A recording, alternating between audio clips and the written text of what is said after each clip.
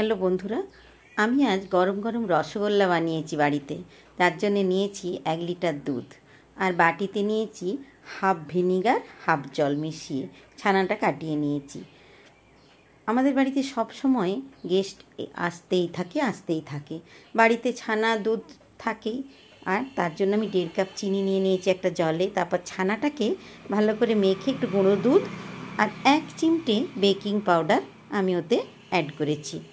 1 চিমটে baking powder দেবেন, বেশি দেবেন না, তাহলে ফেটে যাবে রসগোল্লাটা।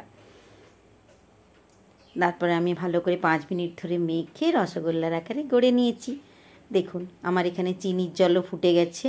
চিনির জলটা একটু বেশ হালকা হবে, অনেকক্ষণ ধরে একটু ফুটাতে হবে জলটাকে। তারপর দেখুন একটা পাত্র ঢাকা দিয়ে আমার রসগোল্লা রেডি। গরম গরম রসগোল্লা বাড়িতে বানিয়ে ফেলুন, খুব সুস্বাদু হয় এই রসগোল্লাগুলো, দোকানের মতন একদম। খেয়ে দেখতে পারেন, বানিয়ে ফেলুন আর দেরি না করে। গরম গরম